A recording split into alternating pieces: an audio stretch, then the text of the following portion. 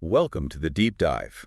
Get this, you're about to go on a deep dive led by not one but TDO AI hosts. Yeah, you heard right. We're diving into something that affects everyone everywhere. Antibiotic resistance. It's a pretty big deal. It's not just a medical issue, though. Antibiotic resistance is a massive problem that needs a team effort to solve. And that's where the National Action Plan for Combating Antibiotic-Resistant Bacteria, or CARB for short, comes in. CARB. Yeah, it's a plan for U.S. government agencies to work together from 2020 to 2025. Makes sense. Over 2.8 million antibiotic-resistant infections happen every year in the U.S., leading to more than 35,000 deaths. That's huge. This plan is a roadmap to fight back. Well, why should you care? Yeah, why should anyone care? Imagine a world where a simple cut could become life-threatening. Oh, wow. We're talking longer hospital stays, much higher medical bills, and even death becoming more common. That's what we're facing if we don't tackle this issue head-on. That's where this CARB plan comes in, right? Yes. It's like a 5-point plan of attack to fight back against antibiotic resistance. Okay, I like it. Lay it on me. We'll be looking at slowing the spread of these superbugs, keeping an eye on them, developing faster tests, finding new treatments, and working with other countries. We'll break down each part of the plan. Sounds good. But first, let's talk about why this matters to everyone, not just doctors and scientists. This plan recognizes that science and policy are like two sides of the same coin. Okay, I see what you mean. Scientists discover how things work, and policymakers use that knowledge to make rules and decisions that affect everyone. Exactly. Scientists are on the front lines, figuring out how these resistant bacteria develop and spread. They're the ones coming up with new treatments and ways to prevent infections. But those discoveries are only useful if they're actually put into practice, right? Yeah. That's where policymakers come in. That's the key. Policymakers need to understand the science to make informed decisions, whether it's about funding research, setting guidelines for antibiotic use, or even investing in public health campaigns. So it's not just about scientists doing their thing in the lab and policymakers making rules in their offices. They need to work together. Exactly. This plan emphasizes that collaboration. For example, it calls for partnering with clinical societies to develop guidelines for antibiotic use. That means bringing scientists and doctors together to figure out the best ways to use antibiotics. And it also talks about exploring changes in reimbursement policies to encourage the development of new diagnostic tests. So that's a policy decision that can directly support scientific progress. It's a two-way street. Scientists can help policymakers understand the urgency of the problem and the potential consequences of inaction. And policymakers can create an environment where scientific innovation can thrive. Makes sense. So let's dive into the first goal of this CARB plan, slowing the spread of resistant bacteria. What's interesting is that this part isn't just about fancy science. It starts with simple things we can all do. Absolutely. We're talking hand washing, getting vaccinated, and even being mindful of how we use antibiotics. There's even a campaign called Get Ahead of Sepsis to raise awareness about preventing infections. Seems like they're really trying to get the message out to everyone. Yeah, that's a good idea. It's a great example of how public awareness can play a huge role. If people understand the risks and how to protect themselves, it can have a real impact. So it's about empowering individuals to be part of the solution. But what about the healthcare side of things? How do we slow the spread in hospitals and clinics? That's where antibiotic stewardship programs come in. These programs help healthcare facilities develop and implement best practices for antibiotic use. So it's like having a plan in place to make sure antibiotics are only used when they're absolutely necessary. Exactly. And making sure the right antibiotic is chosen for each infection. It's about using these powerful drugs wisely, not just throwing them at every problem. So slowing the spread involves everyone from individuals to healthcare providers. It's a team effort. What's next on the agenda? Let's talk about surveillance. You see, we need to track these resistant bacteria, understand how they're spreading, and identify emerging threats. So it's like being detectives, gathering clues to stay one step ahead of the superbugs. Exactly. And that's where things get interesting. We need to understand how these resistant bacteria are spreading. It's like we're detectives, gathering clues to stay one step ahead. Okay, I'm intrigued. How do we actually track bacteria? I mean, it's not like they leave footprints. Right. That's where data comes in. We need comprehensive data to track resistance patterns, inform policy decisions, and guide research efforts. So it's more than just collecting numbers, right? Yeah. It's about using that information to make smart decisions. Precisely. And that data needs to come from multiple sources. The CARB plan emphasizes something called the One Health approach. Have you heard of that? Vaguely, but refresh my memory. It means recognizing that human, animal, and environmental health are all interconnected. You can't just focus on one without considering the others. Oh, I see. So a resistant bacteria in animals could potentially spread to humans. Exactly, or even be lurking in the environment. So surveillance needs to encompass all of these areas. Yes.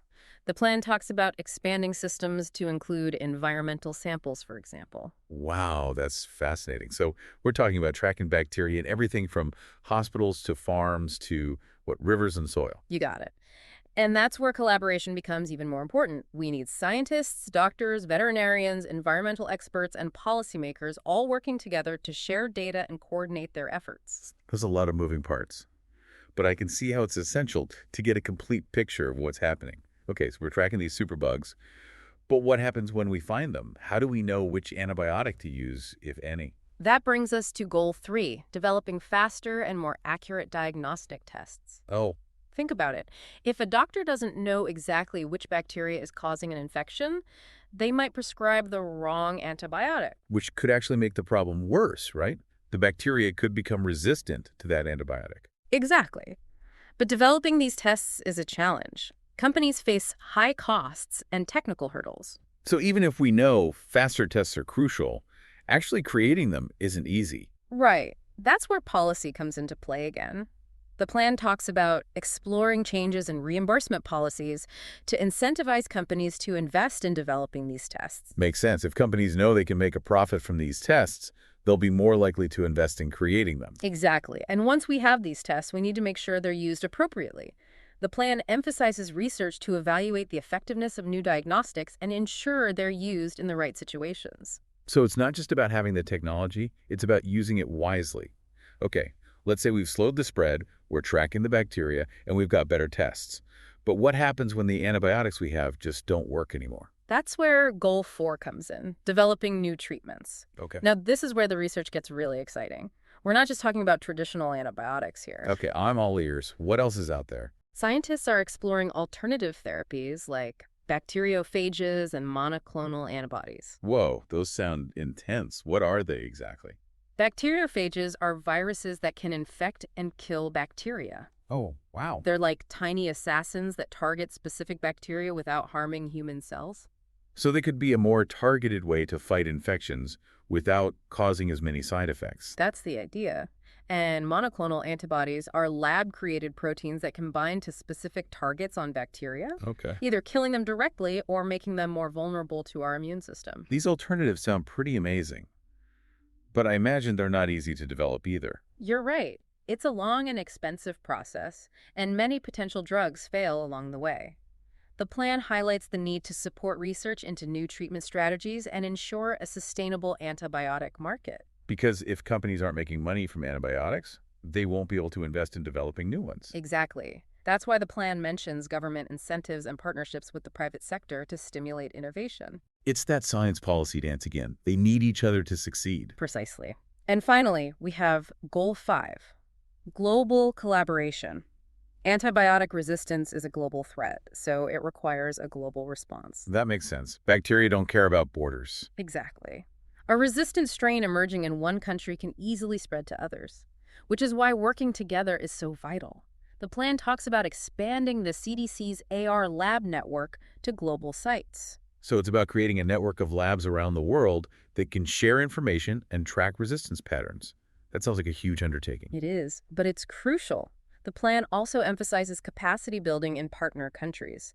Not all countries have the same resources to combat this threat. So it's about helping other countries develop the expertise and infrastructure they need to be part of the solution. Exactly. It's about empowering countries to take ownership of this challenge and become active partners in the global fight against antibiotic resistance. We've covered a lot of ground here.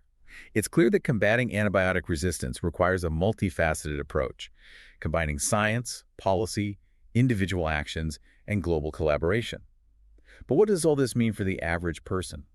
How can we make sense of this complex problem and find our place in the solution?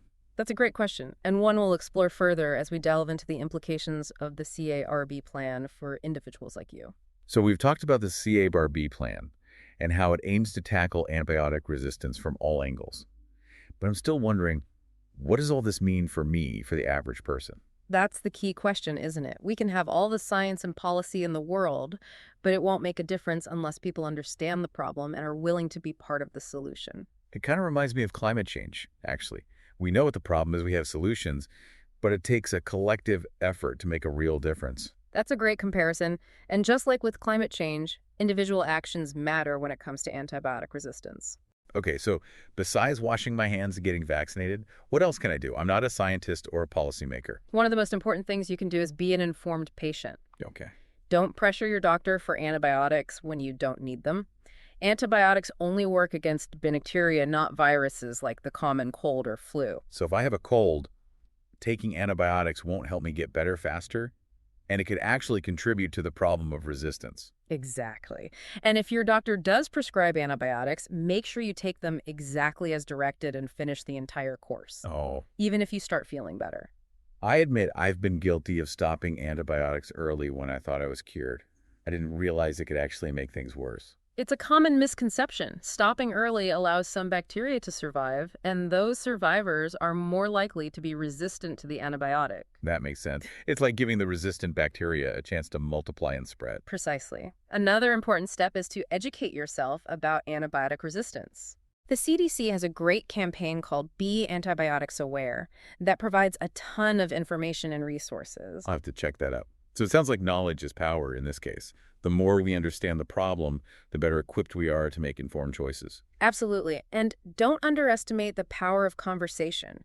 Talk to your friends and family about antibiotic resistance. Share what you've learned. The more people who are aware of the issue, the more likely we are to see real change. It's about creating a culture where responsible antibiotic use is the norm, not the exception. Exactly. And you can also advocate for change. Oh, okay. Support policies that promote responsible antibiotic use and research into new treatments. So write to my representatives, support organizations working on this issue, that kind of thing. Exactly. Every voice matters. Remember, this isn't just about protecting ourselves, it's about protecting future generations. If we don't act now, we risk losing these life-saving drugs altogether. It's a sobering thought, but it also motivates me to do my part. This CARB plan gives me hope that we're moving in the right direction. But it's clear that we all need to be involved. You've hit the nail on the head. This isn't just a problem for scientists and policymakers to solve. It requires a collective effort from individuals, communities, and nations around the world. This has been a fascinating deep dive. I feel like I've learned so much about antibiotic resistance and the complex interplay between science and policy. It's been my pleasure to explore this topic with you. Remember, knowledge is the first step towards action. And just a reminder, you've been listening to a deep dive guided by two AI hosts. We hope this episode has inspired you to learn more and become an advocate for change. Thanks for joining us on The Deep Dive.